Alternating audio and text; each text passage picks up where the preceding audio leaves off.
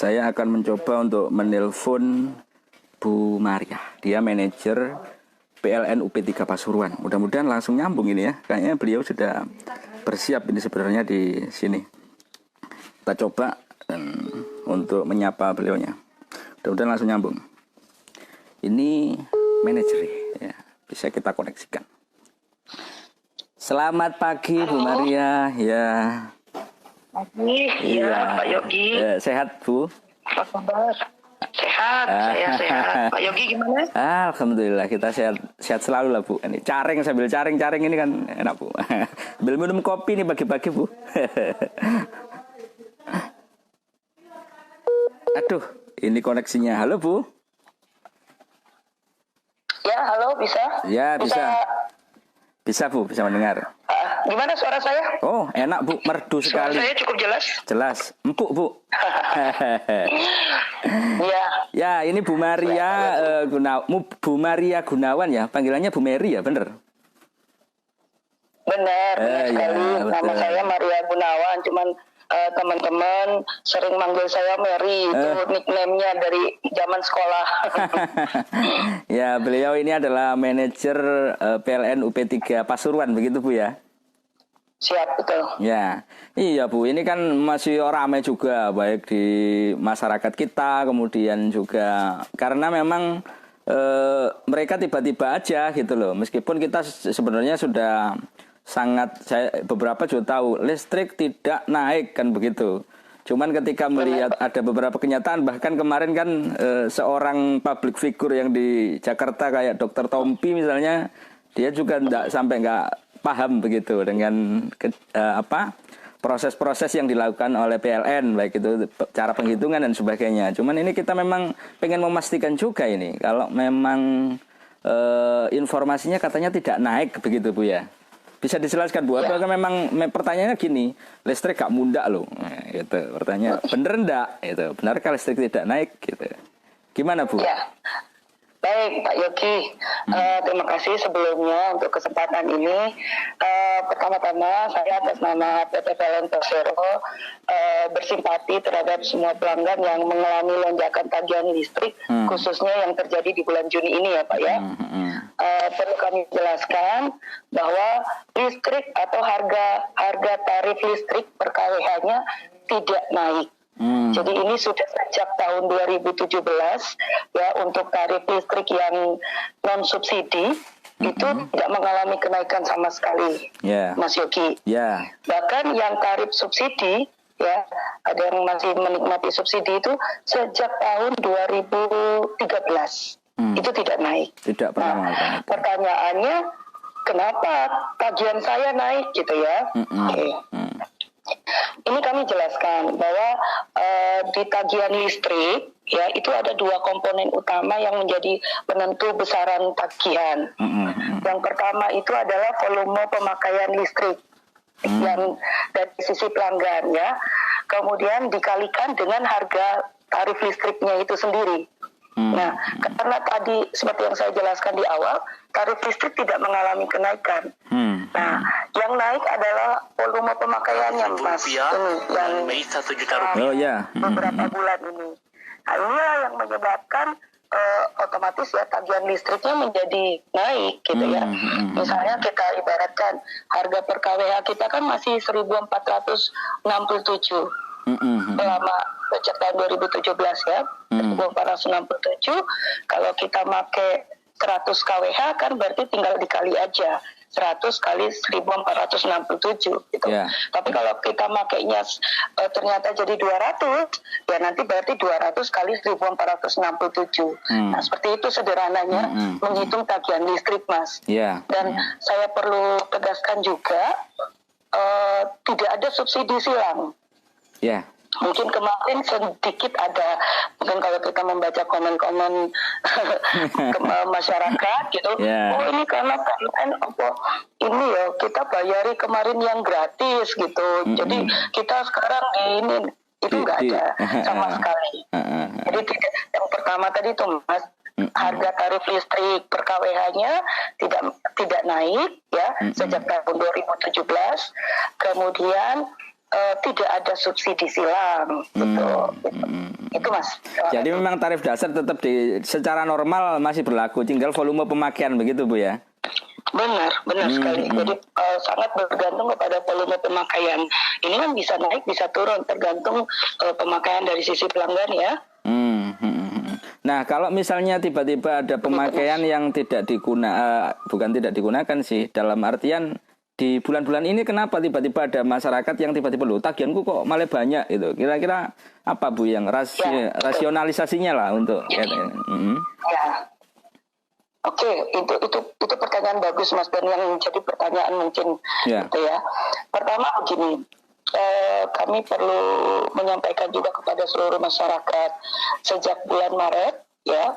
Bulan Maret sejak pemerintah mulai mengumumkan kasus pertama dan kasus kedua di Indonesia, itu kan kalau Mas Yogi ingat itu kan sekitar awal Maret ya. Ya, awal Maret, betul. Awal Maret. Ya, kemudian sudah mulai muncul beberapa kasus tambahan gitu kan. Ya. Sehingga pemerintah sendiri juga menganjurkan kita untuk melakukan physical distancing. Betul. Kemudian anak sekolah juga udah mulai belajar di rumah. Perkantoran juga demikian, sudah mulai kerja dari rumah gitu.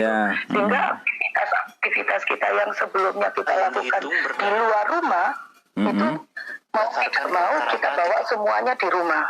Ya. Bahkan mungkin ada yang sangat ekstrim kan, kita udah mulai beberapa wilayah itu udah melakukan PSBB. Ya.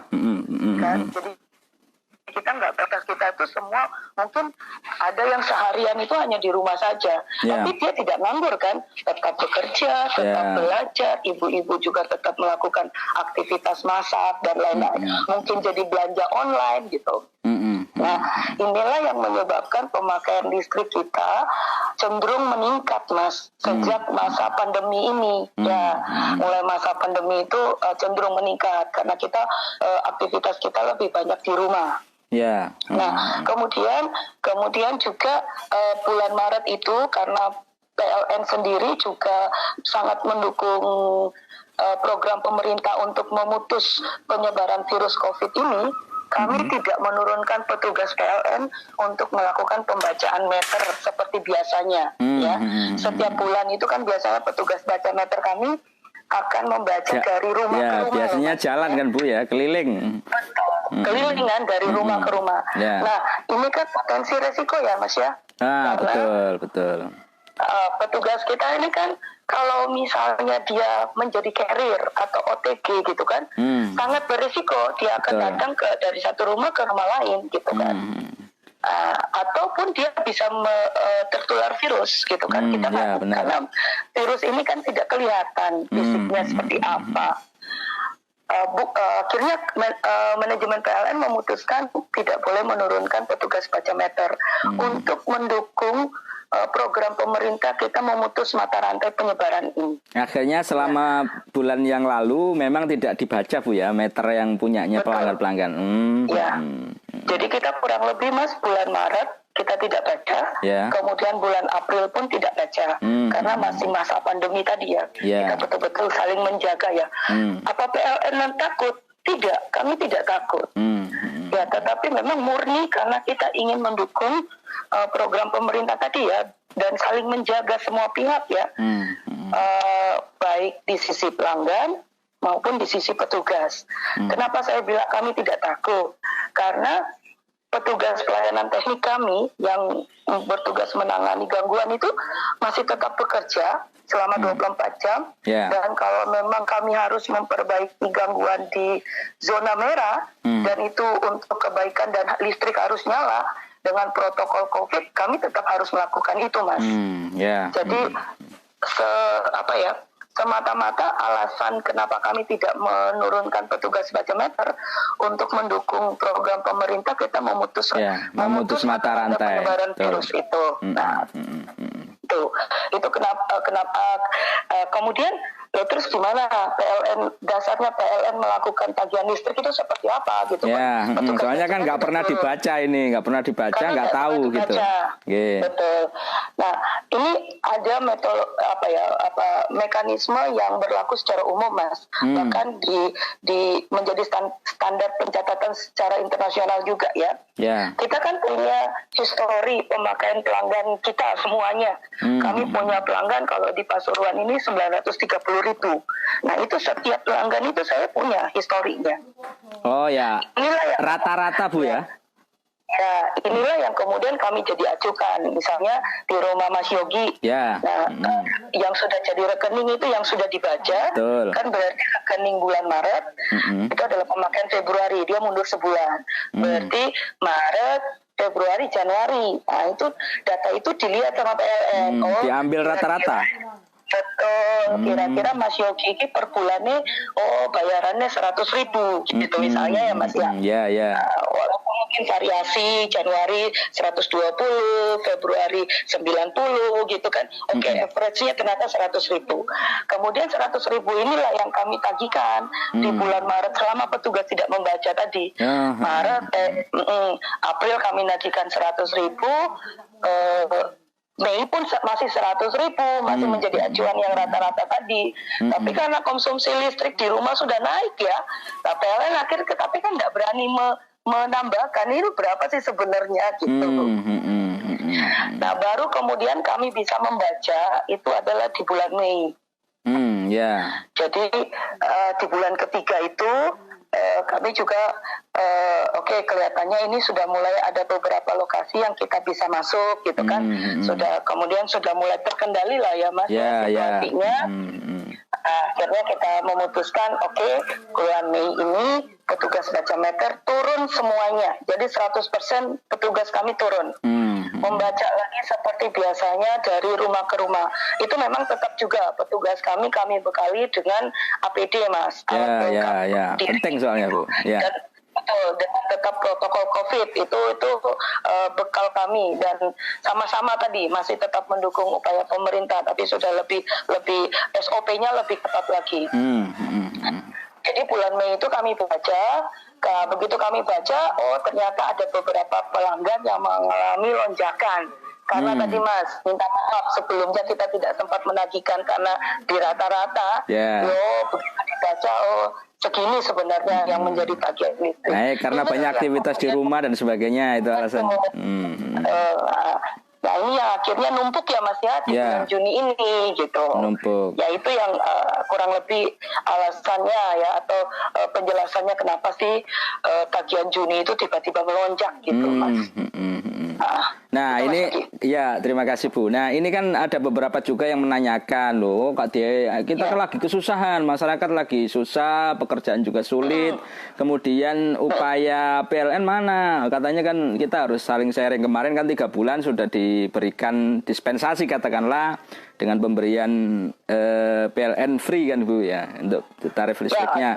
Nah kemudian artinya begini, apakah Juni ketika terjadi lonjakan katakanlah gitu ya di bulan ini misalnya atau lonjakan tinggi sekali, apakah itu semua langsung ditagihkan kepada pelanggan atau katanya ada rate atau rata-rata yang diambil ini tidak ditagihkan sekaligus dan sebagainya, itu gimana Bu? Betul. Kami sangat memahami Mas yang menjadi kerisauan dari pelanggan ya. Apalagi memang situasi pandemi ini banyak masyarakat kita yang terdampak secara ekonomi. Betul. PLN memberikan solusi. Jadi kami menyiapkan skema perlindungan terhadap lonjakan tagihan listrik ini atau bahasa umumnya boleh dicicil gitu. Nah, bagaimana mekanisme cicilnya gitu? Jadi untuk pelanggan-pelanggan kita yang mengalami kenaikan di atas 20% ya, itu berhak mengajukan skema perlindungan. Skema perlindungannya seperti ini Mas. Jadi 40% itu ditagihkan ikut rekening bulan Juni. Sisanya yang 60% itu dapat diangsur 3 kali di 3 bulan berikutnya. Jadi sebesar 20% setiap bulannya ya Mas ya. Oke, saya contohkan lah seperti mungkin tadi rata-rata rekening listriknya 100.000, Ya. ya. Tapi kemudian setelah dibaca sama PLN menjadi 200.000.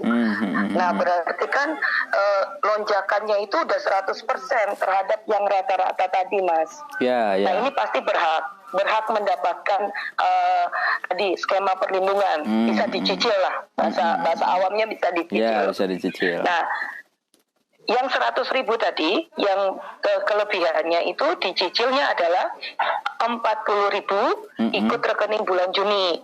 Jadi membayar kurang lebih 140.000 gitu, Mas ya. Yang 60.000-nya nanti diikutkan di rekening mulai bulan depan. Jadi bulan Juli ditambahin 20.000, Agustus 20.000, September 20.000. Plus pemakaian Normal seperti biasanya ya. Yang sebenarnya dari pelanggan. Jadi kurang lebih Ya. Wah, ini kok hilang. kan oleh seluruh pelanggan tanpa kecuali, asal kenaikannya memang di atas 20%, ya. Ya. Memang ada kenaikan. Ya. Ya, Bu, sebenarnya sudah cukup jelas, cuman memang kadang-kadang ngitung skema ini juga tidak mudah bagi orang. Mas Oke. Yogi. Halo, ya, Bu. Masih dengar, Bu ya? Halo? Ya. Ya. Masih. Gimana, Mas? Ya, jadi memang yang sebenarnya sudah jelas, Bu. Cuman memang kadang memahami untuk skema dan sebagainya ini memang sulit. Dan terima kasih sekali nih Bu Maria juga memberikan keluangan waktu untuk menjelaskan secara detail juga. Ya. Ya, artinya tuduhan bahwasanya tuduhan PLN ini tidak membantu lah di proses ini orang susah. Ini kan sudah ada skema perlindungan dan sebagainya. Tapi gini Bu, saya mau nanya, apakah ada kasuistik di wilayah Ibu yang memang benar-benar, waduh, ini tinggi sekali lonjakannya itu, ada nggak Bu? Yang temuan atau apa yang memang harus itu atau memang masih rata-rata Bu? Ada nggak Bu? Maaf Mas Yogi, ini saya nggak begitu jelas pertanyaan terakhirnya. Boleh diulang lagi? Sudah cukup, cuman pertanyaan terakhir tadi gini Bu. Ada nggak kasuistik? Karena kan kita nggak mengalami PSBB. Wilayah Pasuruan kan tidak ada PSBB. Di wilayah coverage area jenengan ini kan tidak ada PSBB. Benar nggak ada memang yang cukup tinggi sekali dan itu menjadi catatan juga bagi PLN lonjakannya Bu? Atau nggak terlalu? Iya Mas, sekalipun di Pasuruan sampai Probolinggo itu tidak ada PSBB, tetapi kan aktivitas masyarakat pun masih banyak yang dipindahkan ke rumah ya. Memang Pasuruan termasuk jadi gini Mas, masalah ini mungkin secara nasional sama ya. Bahkan bisa dibandingkan dengan teman-teman di wilayah Jawa Timur ya. Tapi Pasuruan termasuk yang lonjakan pemakaian listriknya tidak signifikan, maksudnya tidak. Ya, saya prosentasenya itu sangat kecil kita dibandingkan dengan unit-unit lain yang mungkin secara ekstrim melakukan PSBB ya Mas di lokasi tersebut. Tetapi tetap karena kami tidak melakukan pembacaan itu tadi Mas, itulah yang menyebabkan ada kenaikan ya. Oh iya satu lagi Mas. Ya. Mungkin ini di bulan April kemarin kita kan sudah puasa ya, sampai Mei kurang lebih sebulan. Nah, aktivitas kita selama bulan Ramadan itu Mas, tren pemakaian listriknya pasti naik. Ya, karena mulai dari subuh itu ibu-ibu mungkin jam 2 sudah mulai bangun, sudah mulai aktivitas. Sudah mulai menyalakan lampu begitu. Benar Mas, jadi kalau mungkin di wilayah kita, daerah Pasuruan Probolinggo ini bisa juga disebabkan juga karena selama bulan Ramadan kemarin aktivitas kita dimulai lebih cepat daripada yang biasanya. Jadi jam 2 pagi kan bangun tetap nyalakan lampu ya Mas. Mungkin sambil nunggu sahur TV-nya nyala terus mungkin gitu. Bisa. Anak-anak juga ada di rumah gitu. Nah, anak-anak juga di rumah, benar Mas. Nah, tetap sama. Jadi sebenarnya walaupun tidak PSBB kita di Pasuruan, tetapi kurang lebih case-nya sama lah dengan unit-unit lain. Tetapi memang jumlahnya tidak seperti jumlah pelanggan yang mengalami lonjakan itu tidak banyak Mas. Itu bisa dilihat dari jumlah pelanggan yang datang ke kantor. Ya sejak mulai awal Juni itu mulai rame istilahnya isu ini itu yang pelanggan yang datang ke kantor mengadu, untuk bertanya konfirmasi dan sebagainya ya. Itu tidak banyak lah kalau saya boleh bilang ya, dibandingkan mungkin di unit-unit lain yang mungkin sampai ngantri gitu Mas ya. Ya Bu Maria, jadi, saya pikir cukup panjang lebar kali tinggi nih kayaknya. Dan mudah-mudahan masyarakat bisa memahami apa yang sudah dilakukan oleh teman-teman PLN, karena memang perjuangannya tambah PLN ini teman-teman baca meter juga harus keliling ngeloyong dan sebagainya kan Bu. Itu kan juga sangat tinggi juga resikonya. Mudah-mudahan semuanya dalam keadaan sehat Bu, teman-teman di PLN juga, dan bisa memberikan pelayanan yang maksimal lah. Itu. Saya tidak membayangkan kalau misalnya di zona merah kemudian mati lampu terus PLN-nya gak gelem benakno atau apa, itu kan juga sangat beresiko tinggi. Terima kasih Bu Maria, sukses selalu buat teman-teman PLN. Dan mudah-mudahan kita bisa dipahami dan semua masa pandemi dan corona ini cepat hilang Bu, biar semuanya bisa berjalan dengan normal. Cara bayar listrik itu kita bisa bekerja lah Bu dengan maksimal gitu. Betul Mas Yogi. Terima kasih sekali lagi. Jadi untuk masyarakat yang mungkin masih membutuhkan penjelasan, kami membuka ya Mas hotline pelayanan kami 24 jam, bisa lewat call center 123 ataupun hotline yang ada di ULP. Nanti saya share nomornya ke Mas Yogi. Oh ya, jadi kita sudah ikut membantu kok Bu, biar jadi nggak inbox ke Warta Bromo saja, mungkin biar langsung ke mereka. Kita sudah share kemarin juga, kita sudah dapatkan beberapa nomor dan sudah dibagikan, dan banyak masyarakat yang sudah tahu sebenarnya. Terima kasih Bu Maria, sukses selalu. Ya, selamat pagi Bu. Selamat pagi Mas Yogi. Ya, selamat.